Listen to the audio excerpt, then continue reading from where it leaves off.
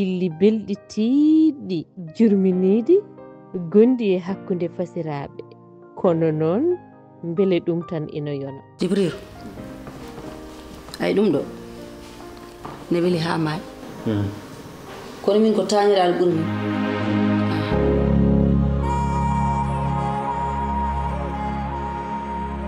ko dewgal weli fof so ɓesgu tawaaka wonata ko jennooje e pelooje aduna.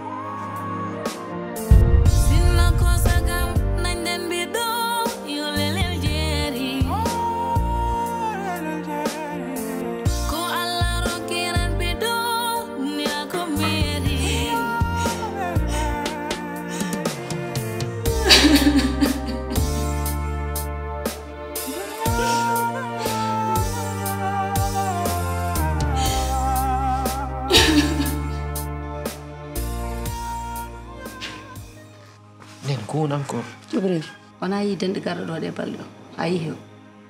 ande holko jinmi watte makko hakkille te mbada fere wara galle nenam yidi ko Jibril ƴettuma deuxième femme lembel ko dum jinmi de gorko non ina jogi resde rewbe nayo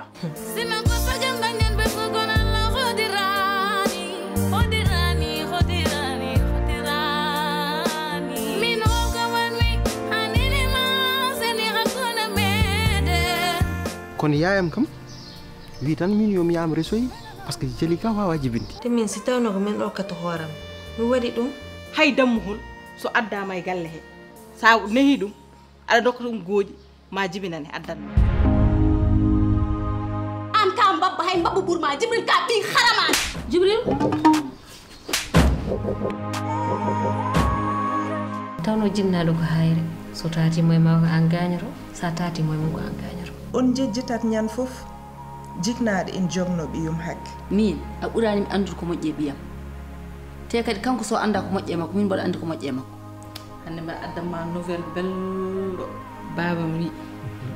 yanel koreji ma dewgal ngal waɗe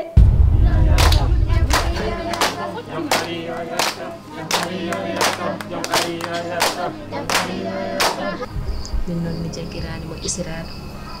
jaggirmami ka ɓinguilam sabu moftonɗami ko ɓiyam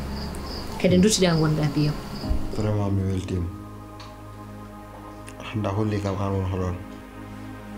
hande andini kam a fijirani hoorema Jibril an foti ɗo jooɗa hande haɗa kam weere an haɗa andi ko heeɓi kam ko fof preuve aji fof a tigi hen yittere ma preuve kaytul wona preuve min de mi heeɓi fose Jibril o ko woni probléme mum hay probléme goto ala ko gorko way non gila nden non mi haalnim ay sa dañi boluɗi ɗiɗi ɗi ñamata hankanti a ronkata andude to poɗɗa hen hettude jeli ka sa wonno sihil makko wona ni mbaɗirta ñande fof sa addi ga ko fenane tan adduma ɗo sa yeesi gandam haljitani sa humana wafda wallahi billahi oɗo ɓiɗɗo debbo so hakke makko yana makko amaya Jibril jeli ka